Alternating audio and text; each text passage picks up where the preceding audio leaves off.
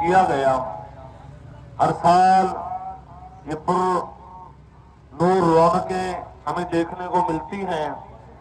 یہ جھنڈے لگانا، چراغاں کرنا، تھوڑی دیر کے لیے نبی پاک علیہ الصلوۃ والسلام کی عظمت و شان کی خاطر نکلنا، حضور کے ساتھ والانہ محبت و عقیدت کے لیے نکلنا، یہ تو بہت تھوڑا سا اور چھوٹا سا کام ہے۔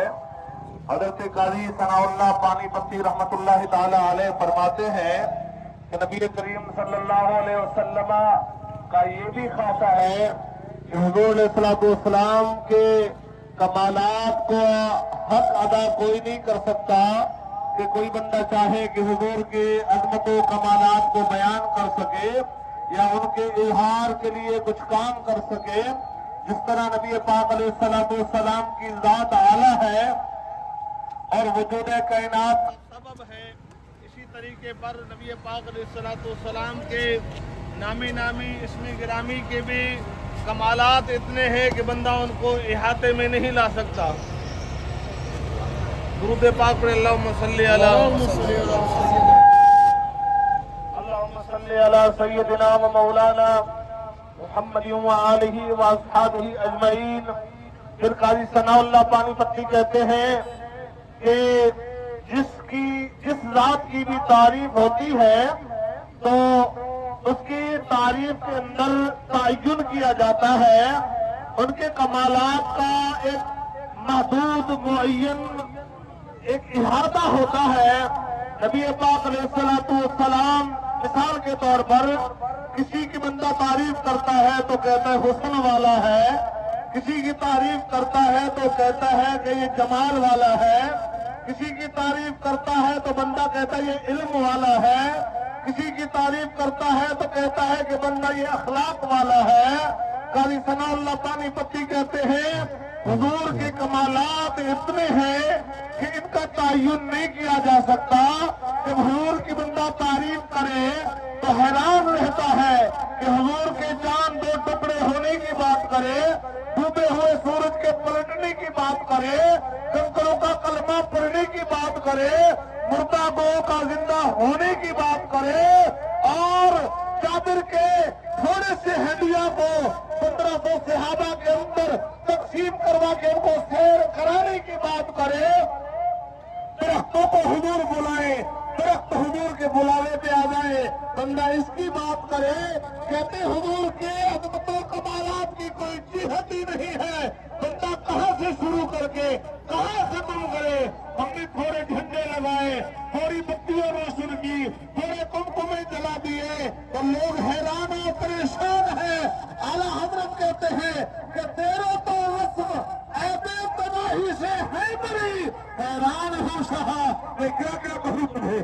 سرکار کی عادت، حضور کی عادت، پرویر کی عادت، آقا کی عادت، جانا کی عادت، مختار کی عادت۔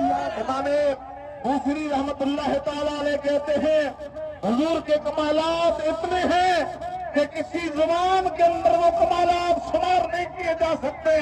کہتے ہیں کہ حضور کا ایک ایک کمال ایسا ہے جیسے سمندر ہو، اور فرماتے ہیں کہ لوگوں کی زبانیں ڈول کی طرح ہیں، بھلا کبھی سمندر میں بھی ڈول ایسے ڈول میں بھی سمندر سما سکتا ہے؟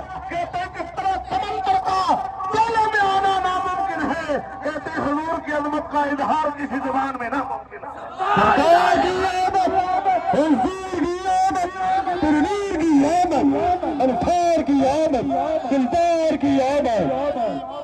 تاجدار ختم نبوت زندہ باد، تاجدار ختم نبوت زندہ باد، تاجدار ختم نبوت زندہ باد، تاجدار ختم نبوت۔ حضور نے فرمایا انا محمد، فرمایا ہم محمد ہیں۔ حضرت آدم علیہ السلام کو نام کو فقط دیکھیں، قطع نظر ذات سے فقط نام کو دیکھیں تو حضرت آدم کے نام کا معنی بنتا ہے گندمی کلر والا، اور حضرت یعقوب کے نام پہ نظر دوڑاتے ہیں تو معنی بنتا ہے پیچھے آنے والا، بعد میں آنے والا۔ نوح علیہ السلام کے نام پہ نظر رکھتے ہیں، نوح سے ہے۔ حضور علیہ السلام فرماتے ہیں انا محمد، لوگوں ہم محمد ہیں، ہم وہ ہیں جس کی تعریف زمین بھی کرے گی کرے گا. تاجدار ختم نبوت، تاجدار ختم نبوت، تاجدار ختم نبوت. ہم محمد ہیں، ہماری تعریف کی جائے گی.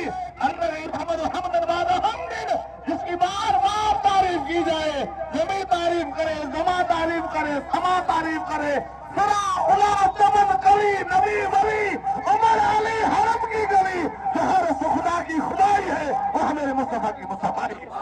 سرکار کی یاد، آقا کی یاد، شہدا کی یاد. انشاءاللہ یہ کارواں قافلہ آگے چلے گا اور نواسی بھارت تک جائے گا انشاءاللہ. اب اسی نظم و ضبط کے ساتھ تھوڑا فاصلہ رکھے، ایک دوسرے کے اندر قریب نہ آئے، تھوڑا فاصلہ رکھے تاکہ جو